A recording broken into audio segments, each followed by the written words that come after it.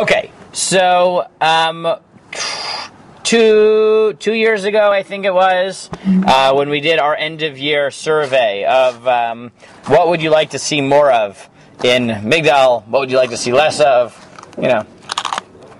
all that stuff that we'll do eventually. And if you say we want less corona and more freedom, then you can take that up with God. That has nothing to do with me. I'm not involved. But one of the requests was to have a course on tefillah. So last year we focused on shemoneh-esrei. Maybe we'll get back to it. We didn't get a chance to finish because of corona, and things got a little bit crazy last year towards the end. But it's a new year, so let's start with a Shema and do something fresh, and then if we get a chance, we'll get back to shemoneh-esrei, or maybe we'll do Birchot Kriyat Shema first. I don't, we'll decide as we go along. Okay. So, before we get into the text of Shema, the first thing I wanted to do this week was to figure out what exactly do we mean by Shema. Now, we know what we actually say every day, but if I asked you, okay, biblically, what is the mitzvah to say Shema? You're looking at the sources. You're not going to find the one answer. Are you crazy? Come on. Right? Meaning we know there's a mitzvah to say Shema. But what is that mitzvah, right? Before we look at the text, we got to figure out, well, what is the mitzvah? Is it to say all 3 paragraphs? Is it to say 1 paragraph? Like, what is this mitzvah we're talking about? Because that's going to help us get at the concept of what are we accomplishing when we say Shema? What are we trying to do? Yes, Rami. I think you will unlikely to be wrong no matter what you say, because someone will support you. Okay? that is one way to start the show, right?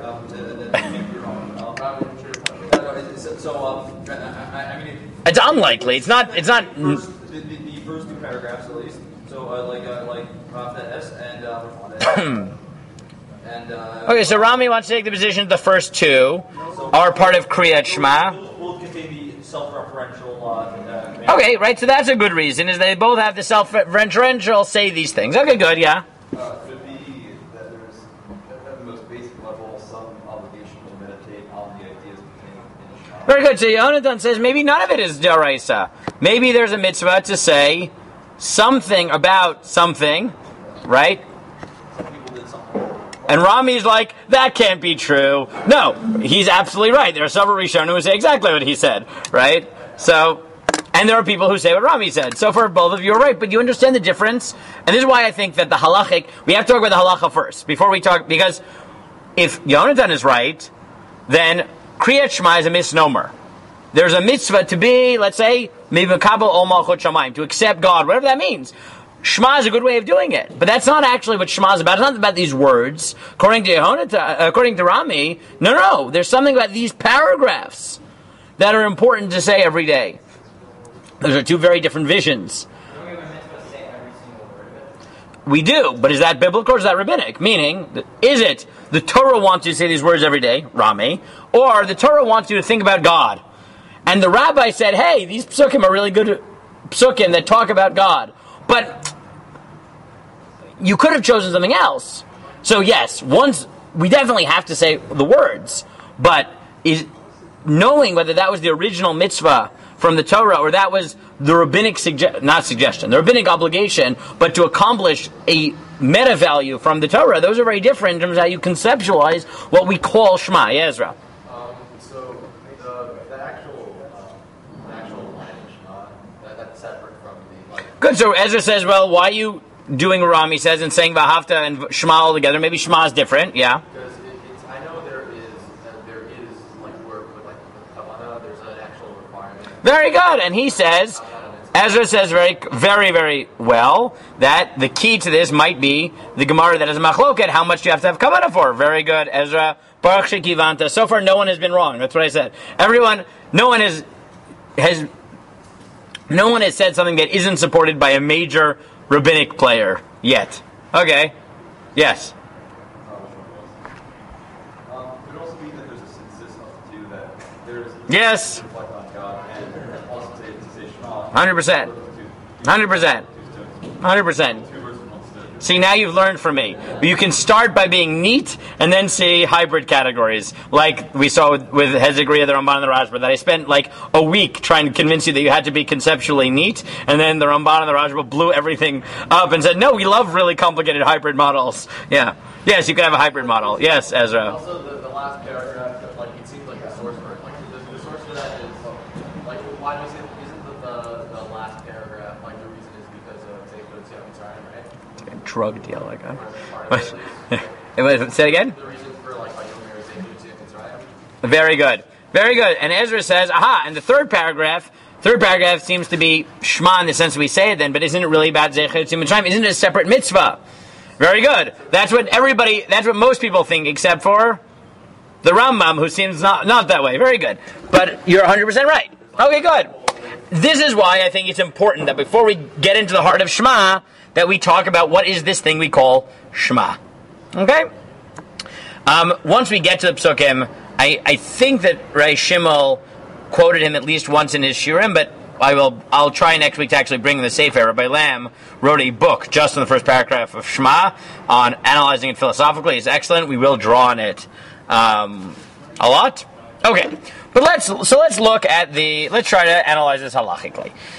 So, what we call Shema appears in two different prakim in Dvarim. What we call Shema and Vahavta is Dvarim Perek Vav. What we call V'hayim Shema, the second parak of Shema, is Dvarim Perek Yud Aleph. So I gave you those two sources here. V'ayu advarim ha'ela asher anochim etzavcha hayom al levavecha v'shinatam levanecha v'dibarta bam b'shivtecha b'veitecha v'lechtecha v'aderech u'v'shach b'cha v'kumecha. That's from the first paragraph of Shema, where he tells you read it every day, when you get up, when you go to sleep. And in Dvarim Yud Aleph, v'samtem et dvarai eila v'avchem al nafshchem u'kshartem otam la'ot al yedchem v'ayu l'todafot ben einechem v'limatem otam et benechem l'daber bam b'shivtecha b'veitecha v'lechtecha v'aderech v'shach v'chav kumecha. Okay. So now we got to figure out, there's clearly a mitzvah to do something in the morning and at night. Something. And it comes down to, what is the v'dibarta bam?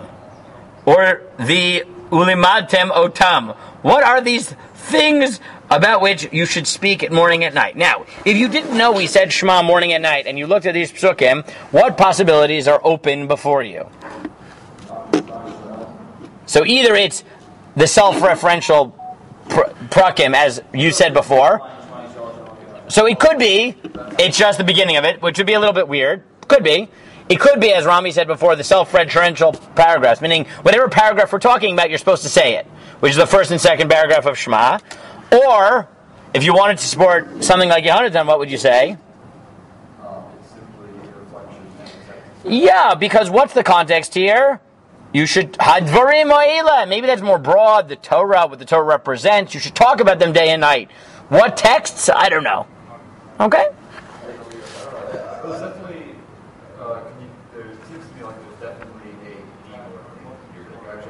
Correct, there's definitely a verbal thing, but what is that verbal thing? Is it a text in specific or one that'll accomplish a certain goal? We don't know yet. Okay, so let's try to figure it out. So look at the Gemara. Yes, Ezra. Also, if you're saying that what this means specifically is like... I'm not saying what it means at all. I'm saying what it could mean. One word to... Oh, okay, good. That what it means is like a reflective thing, it's Yeah. Then also that would mean that like what it's saying, like teach your kids as well, would also seem to imply that you only need to teach your kids Shema. Like all the other things. Good. And therefore, as Rabbi Lam points out very nicely in his book, you could say that, or you could get messy and say it means different things. That sometimes it means Shema, and sometimes it means something else. You know, and it means both.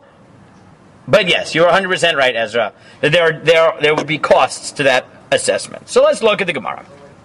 Gemara in Brachot tells you, Amar Rav Yehuda, Safek kara kriyat Shema, Safek lo kara. If you're not sure whether you read Shema or not, Eino choser v'kareh. You don't say Shema again.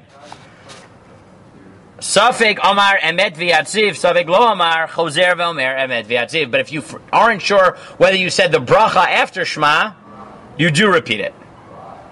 Whoa! Ezra's like, really? I didn't know that was a Gemara. What? Whatever you, so no, you repeat that bracha.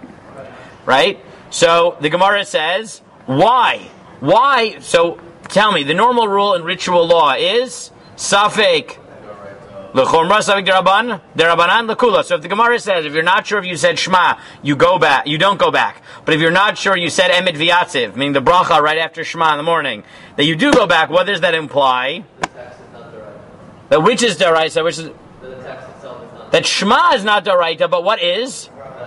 The bracha of emet v'yatziv. Now that is a shocking position, but watch, it's not me who's going to say that, it's the Gemara. The Gemara says, my taima, why? Kriyat Shema derabanan, emet v'yatziv deoraita. Because Shema is rabbinic, and emet v'yatziv, the bracha is deoraita.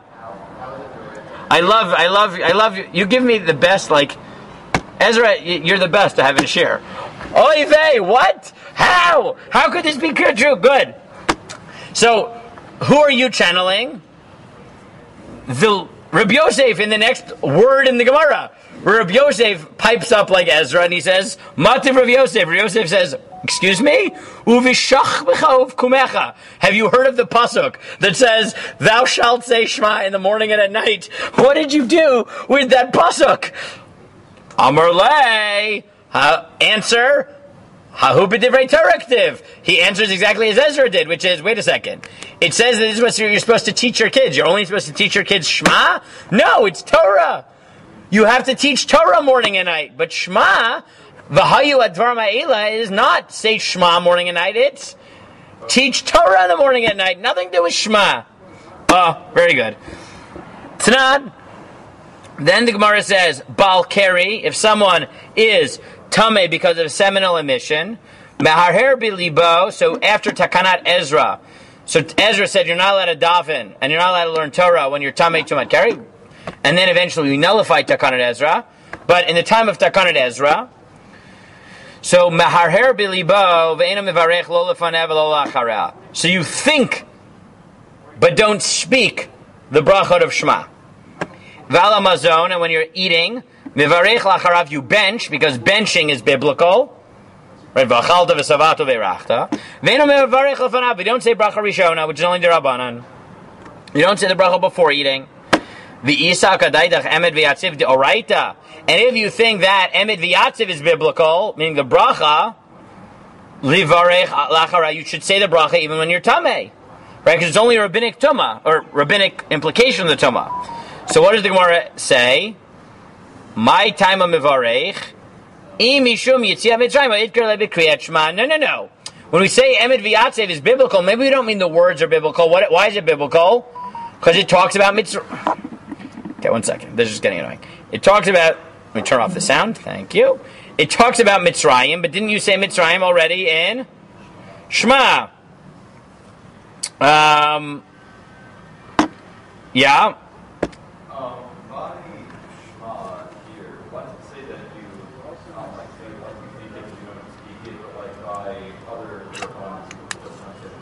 No, by Shema you do say it. By the bracha you don't.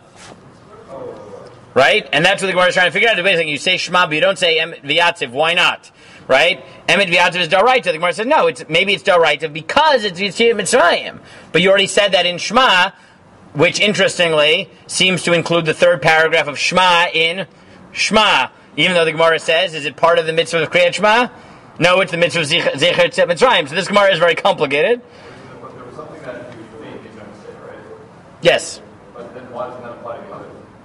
Because the things that are biblical, you say. Things that are derabanan, you think. But it didn't say, it's saying like all their one thing. Correct. So given that the Gemara says that By brachot and Torah, yeah. given that the Gemara says that the paragraph is just to remind people of the Yitzhak, does that mean it's like unnecessary for the people that say like the 6 members? Well, so watch. Look. Then the Gemara says, "V'lema laha v'lo labayha." Wait a second. If the only value here is Mitzrayim, so why, if you have a choice, do you say the third paragraph of Shema Vayomer and not Emet V'yatziv? Or you could have asked Rami, why? Right? If it's only about Mitzrayim, why say one and not the other? What's the answer? Ukriyat Shema difa did pay tarte. No. Because Shema has a lot of good things in it. It has more than one thing in it, so that's better. You're right, but it has other things in it. right? Rabbi Eliezer says, Safek kara kriyat shema, safek lo kara choser v'kore kriyat shema. But Rabbi Eliezer says, no. If you're not sure if you said shema, what do? You repeat it. What does that imply? It's doraita. But safek itpalel, safek lo itpalel, eino choser mitpalel. But if you're not sure about shemoneh-esrei, then what's the halacha? You don't. And Rabbi Yochanan says, even shemoneh-esrei, if you're not sure, you daven again, but not because it's doraisa, but because? Right. Ulevai sheitpalel adam kolam yom kulo, because you could daven all day if you wanted. Okay, good. So, after reading this Gemara, how many people say the maskana is that Shema is biblical? What? I'm asking you to vote. How many people think that the maskana is some part of Shema is doraita? The text. Okay, how many of you think that the maskana is that it's not? How many people think that whatever is doraisa is just the first paragraph? First and second. First, second, and third. Anyone have any ideas? Just the third. All right. Very good. So the answer is, yes, very good, Yonatan. That's the right answer. So look, so the Rambam and the Rif paskin. First of all, Rambam says, "Hamitzvah asirid u'shezivanu lekro kriyat shema b'chol yom arvit v'shacharit v'hu amru v'dibartam b'shivta v'veitecha v'lechtecha v'derech, etc. Chach l'chav kumecha." The Rambam says, okay, first, and the Rif paskin this way as well. On the first question, is any part of the text of Shema Doraita? What does the Rambam say? Yes, we paskin like, as the Rif puts it, though I was running out of space, so I ended up cutting the Rif. We paskin like Rabbi Eliezer and not Rabbi Yehuda. So there is some text which is Doraisa. That's the position of the Rambam. We don't know which text yet, but there is some text which is biblical. Specifically, or the ideas? No. The Rambam thinks there is some text. We'll see which text, but some text is Doraita. Look at Rabbeinu Yonah. Amar Rav Yehuda Amar Shmuel, Savei kara kriyat shema zavei lo kara eino choser v'korei. Desfirle l'Shmuel de kriyat shema derabanan. Rav Yehuda says, if you're not sure you said Shema, you don't go back. Why? It's derabanan. V'afal pi shekatuv beTorah v'shach l'chav kumecha. Doesn't the Torah say you have to say Shema? Sfirle l'Shmuel shelo amra Torah dafka kriyat shema ela sheyikra beTorah. It's not that you have to say Shema. Biblically, all you have to do is learn some Torah. B'chol makom sheyirtza, whatever you want. Umash anu korin zoda parsha dafka eino lemidarabanan u'lesvichach svirale eino choser v'korei. Okay, so Rabbeinu Yonah says Shmuel's position is very simple. The biblical mitzvah is to learn something every day. But saying Shema per se, that's rabbinic. One second. And who paskins that way? The Rabbeinu Yonah isn't 100% clear that he paskins that way. Who does? Tosfot, right? Not a minor rishon here. Look at Tosfot, 1 second. Tosfot, next source. A child can fulfill people's obligation in Shema. Why? Because Shema is only derabanan. The Kriyat Shema derabanan he. Shema is derabanan. Kedamar b'mishameito, etc. Right? It is rabbinic. Nikuda. So Tosfot derabanan, Rambam deoraita, Rabbeinu Yonah say we haven't gotten to what yet. Rabbeinu Yonah, you have to learn Torah every day. Shema, any of the text is only derabanan. Yes. What is Torah like? What is like? Presumably Chumash. Something in Chumash, presumably. Okay. Now, what? We say Torah every morning, even if you know you're not gonna. Yeah. Oh, good. Well, okay. So now, but now let me ask you a question. Okay, let's say you think it's derabanan, right? Is it just like, yeah, well, we say, we learn Torah every day, and okay, Shema was a nice pick, but could have been anything else. Or, even on the rabbinic level, do you say, no. The fact that the rabbis chose these psukim is because there's something unique about it. It wasn't random. So what do you think? Well, it could just be that it is actually fully derabanan, right? Right. It could be derabanan, but you're right, fully derabanan, but even rabbinic. It's a catch-all in case it isn't the actual theorized obligation as well to say. You could, right? Or do you say, and this is going back to what Yohanan said before, though on a rabbinic level, which is maybe the biblical mitzvah is only to say Shema, sorry, to say Torah, but the reason the rabbis chose these psukim is because it has specific ideas that they want you to meditate on, so you might as well get both in. So that is the Rush elaborating on Tosfot. In his Tosfot, in number 7, he says, even if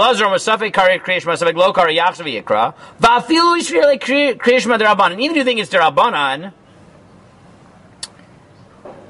he says, we thought that Rabbi Eliezer felt that Kriyat Shema was deoraita. Because he said, if you're not sure you said Shema, go back. He says, maybe not. Maybe Rabbi Eliezer agrees that it's derabanan. But it's not a regular derabanan. It's a super derabanan. Why? Because learning Torah is important. But when Chazal chose Shema as the way to fulfill your mitzvah of Talmud Torah, it was because it wasn't regular Torah. It had Ol Malchut Shamayim, which makes it a super valuable, even derabanan. And he says, "Va'afilu yisvir le Kriyat Shema derabanan chamira le mitfila." It's still more important than tefillah. Mishum de'it be'kabbalat Ol Malchut Shamayim, because you accept the yoke of God.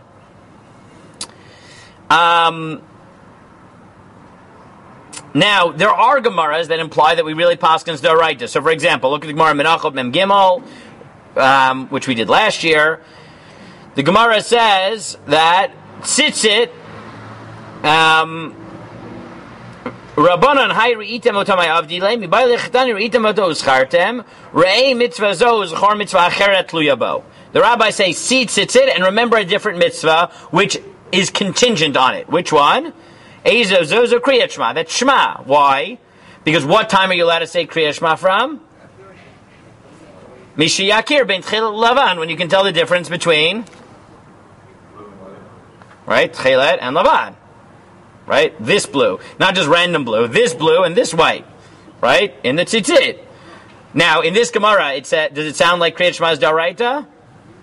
Yes. Right? It says, the mitzvah of tzitzit is, right, another mitzvah hangs on it. Right? So it sounds like Kriyat Shema. And yet Tosfot, who consistently thinks it's derabanan, what does he do? Look at number 9. Asmachta b'alma. Don't get caught ahead, asmachta. It's just a rabbinic law. We hang it on a pasuk. No, it's really derabanan. Really. That's really what we mean.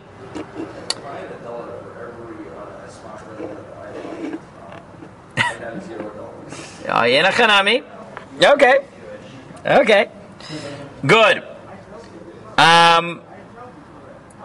The Gemara in number... Now, other Gemaras that seem to support the Rambam are the first Gemara in Shas.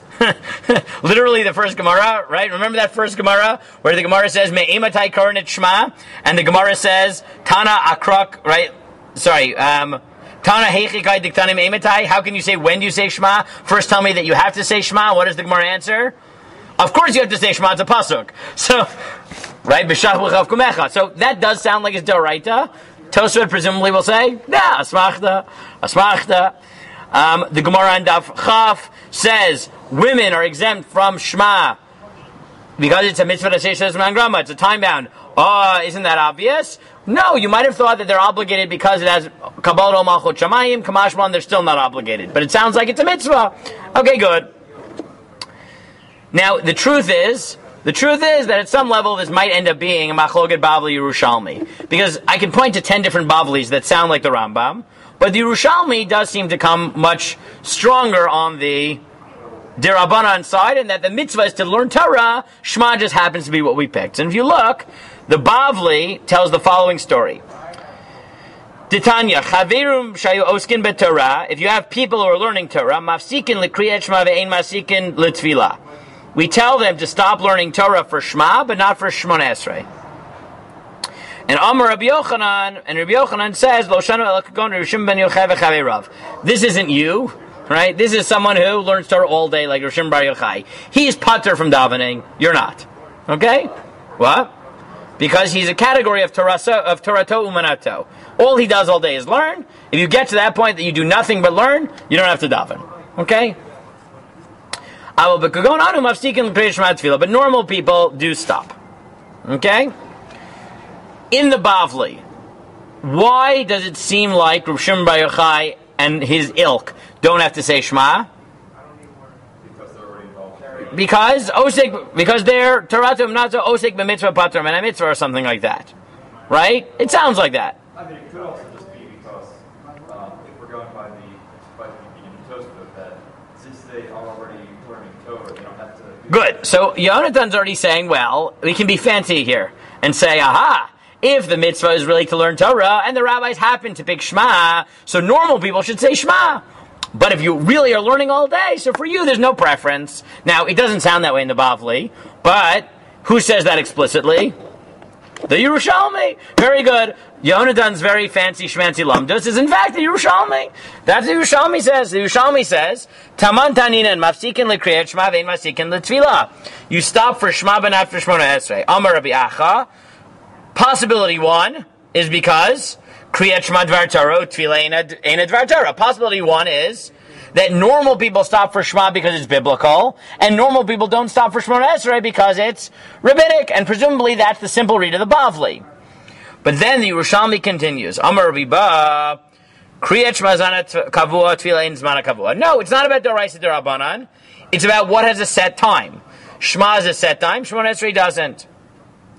Amar Rabbi Yossi, Kriyat Shema Tzricha Kavana, Tefillah Tzricha Kavana. No, the difference is that Shema needs Kavana, so you should stop and have Kavana. shemoneh-esrei doesn't.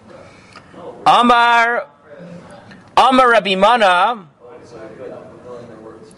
But then he says, Amar Rabbi Mana, Kashite Kumer Rabbi Yossi, Vafilu Temer Kriyat Shema Tzricha Kavana. This will come back to Ezra's point. Not all of shemoneh-esrei needs Kavana, but the first three psukim need Kavana. But then the Gemara says, Rabbi Yochanan Mishem Rabbi Shimon Bar Yochai. Kagon Anu. What about people like us? She'oskim b'Talmud Torah, who are always involved in Torah. Afilu l'kriyat Shema ein anu mafsikin. We don't stop for Shema. Why not? Rabbi Yochanan Amar al Garmei. Rabbi Yochanan used to say this about himself. Kagon Anu she'ein anu oskim b'Talmud Torah.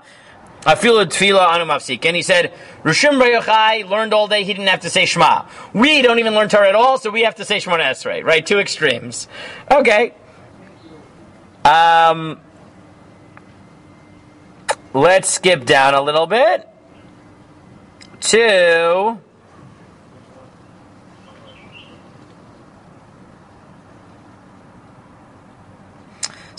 Amar Rabbi Yossi.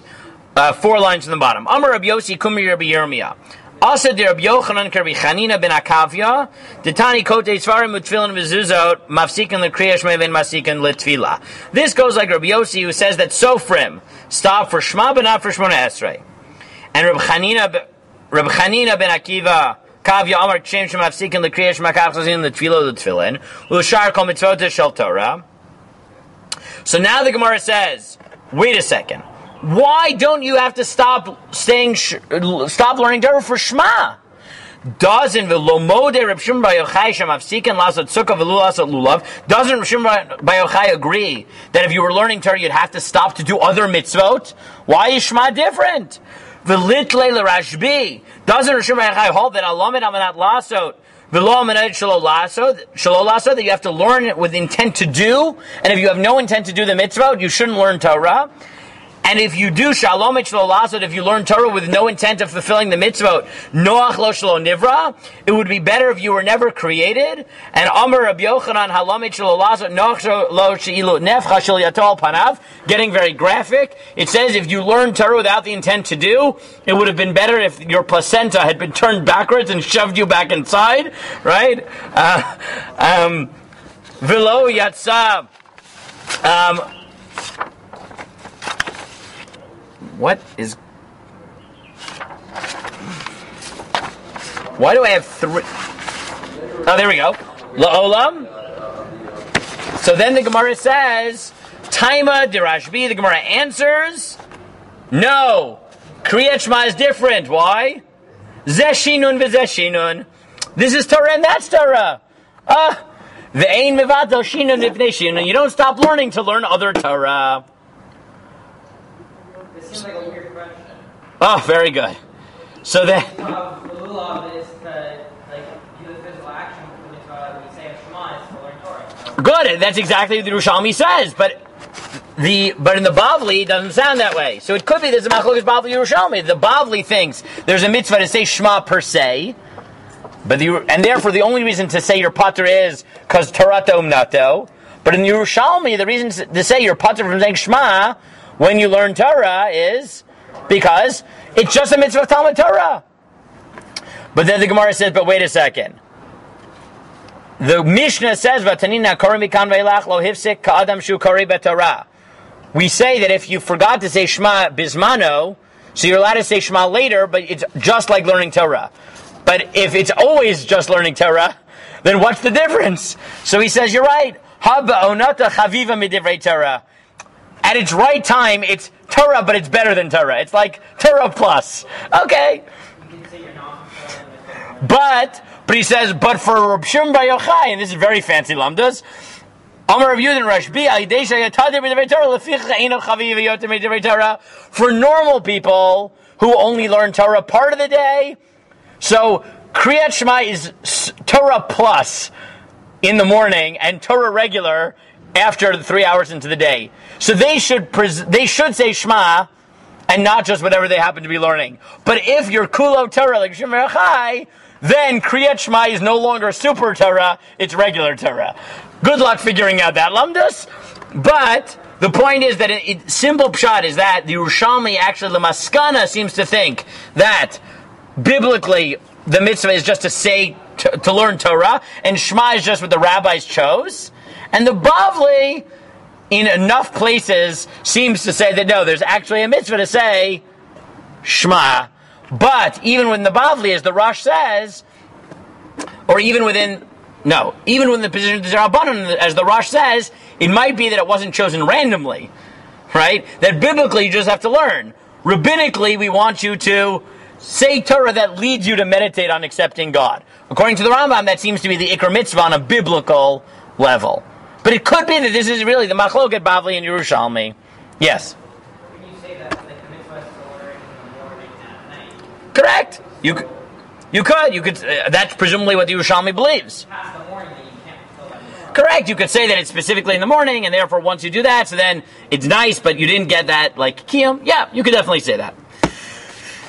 Okay, good. So now, okay, if it is Darabanan, then why do we pick these prakim?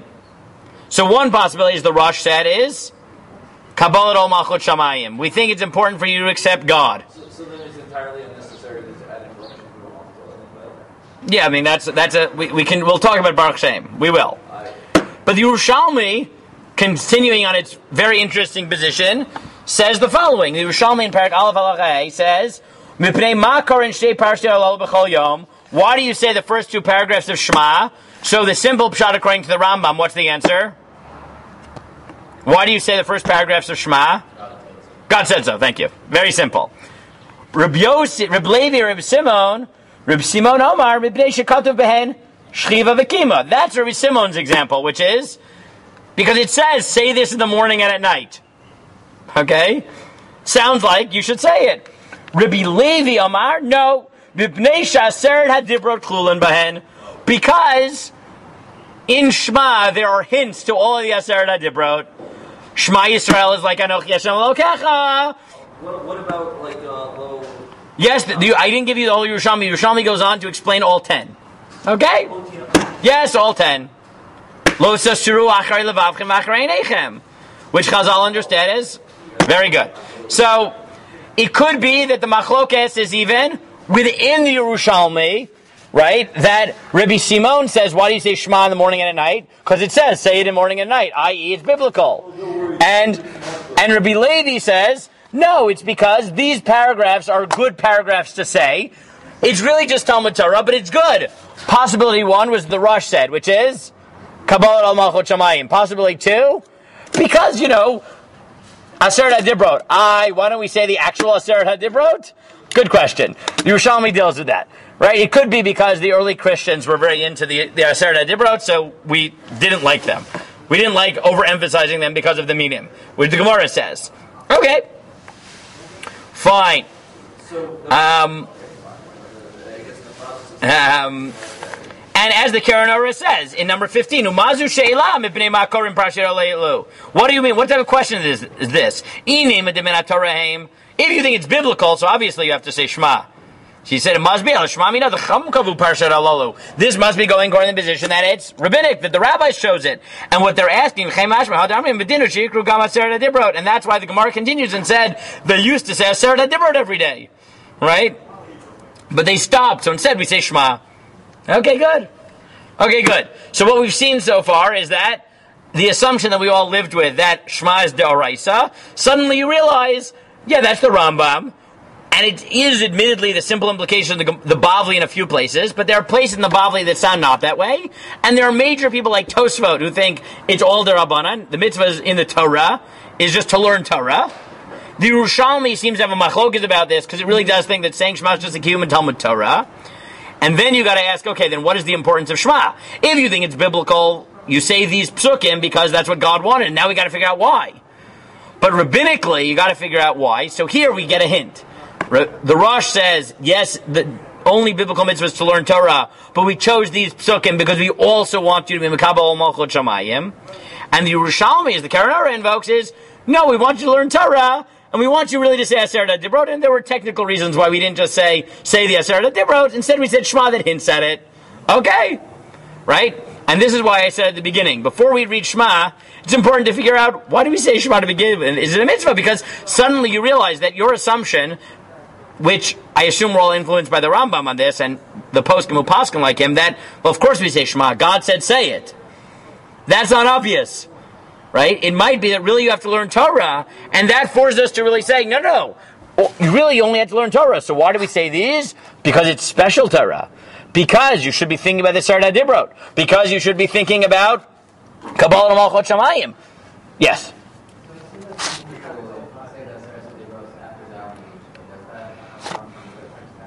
Yeah, it seems to come from the fact that Yerushalmi, the Gemara says that originally they said Aseret HaDibrot every day, and then once the Minim started saying the only Torah is the Aseret HaDibrot, so they stopped. But yeah, so we don't obligate it, but it's also part of the discussion of why, right? I'm sure that in your shuls, this happens in most shuls, you get to Parshas Yisro, and there's some people who say you have to stand, and then there are the few people who say you must sit, and then there are people who say if you're going to stand, start standing from the beginning of the Aliyah. Does this happen in your shuls?